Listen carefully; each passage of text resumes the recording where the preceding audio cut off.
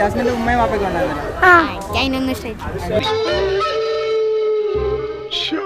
ഇപ്പോഴത്തെ കുടുംബം ക്ലീൻ ആണ്. പണ്ടത്തെ തലമുറയൊക്കെ നമ്മളെന്തിനു നോക്കണം.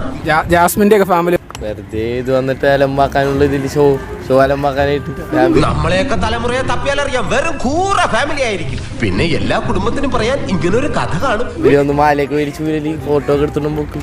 പാരമ്പര്യമായിട്ട് ഫ്രോഡുകളാണല്ലേ മാനേ. അച്ഛൻ പെട്ടുപോയതാ.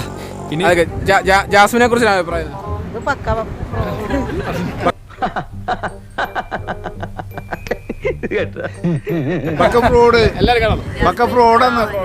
ഇവിടെ എനിക്ക് പറയാനുള്ള ഒന്ന് മാത്രമാണ്, ഇവൻ കള്ളനാണ്, ഇവന്റെ തന്ത പെരും കള്ളനാണ്. ഇപ്പൊ കഴിഞ്ഞ സീസണുകൾ കണ്ടതിൽ വെച്ച് വളരെ മോശമായിട്ടാണ് തോന്നുന്നത്. എനിക്ക് ഇതുപോലെ പുച്ഛമുള്ള ഒരു പരിപാടി കേരളത്തിലില്ലായിരുന്നു. തമ്മിൽ പേരും തമ്മെന്ന് വെച്ച് കഴിഞ്ഞാൽ ഇല്ലാത്ത ആരാ.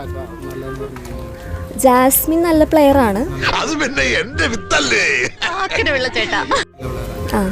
നല്ല പ്ലെയർ ആണ്, പക്ഷെ ഇഷ്ടമല്ല, അത്ര താല്പര്യമില്ല. ഫേക്ക് ഫേസ് ആണ് കുറെ.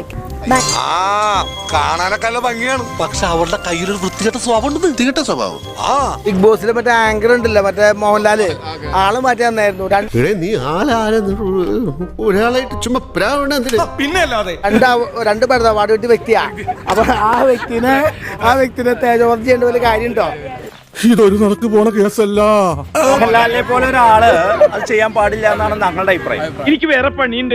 ഇത് കാണാൻ കുറെ ബുദ്ധി ഇല്ലാത്ത മലയാളികൾ നോക്കിയിരിക്കുന്നുണ്ട്. കാണും. ജാസ്മിന്റെ ഫാമിലി അഭിപ്രായത്തിൽ എനിക്ക് ജാസ്മിനെ പൊതുവെ ഇഷ്ടമല്ല. ഞാൻ ഒരു പാവല്ല. നിനക്ക് അഹങ്കാരം വളരെ കൂടുതലാണ്. അപ്പൊ അവളുടെ വാപ്പിച്ച് വന്നിട്ട് അങ്ങനെ ചെയ്തത് എന്തായാലും അവൾക്ക് കുറച്ചും കൂടി അവൾ നന്നായി കളിക്കണ ഒരു സ്ട്രോങ് ഗേൾ ആണ്. ചിലപ്പോ കളിയോടുള്ള ക്രൈസ് ആയിരിക്കും. ജാസ്മിനെ പറ്റി വളരെ നല്ല അഭിപ്രായം. അതിന് നീ ആരെ കുറ്റം പറഞ്ഞിട്ട് കാര്യമില്ല. നിന്റെ ഈ പരിപാടിക്ക് ഒരു തരം തരികടല്ലേ. എന്ത് തരികട? ജാസ്മിനെ സംബന്ധിച്ച് ജാസ്മിൻ പാവമായിരുന്നു. പക്ഷേ നാം യാർക്ക് എന്നെ തീങ്ക് ചെയ്തോ നമുക്ക് മറ്റും ഏൻ ഇപ്പടിയെല്ലാം നടക്കുന്നത്.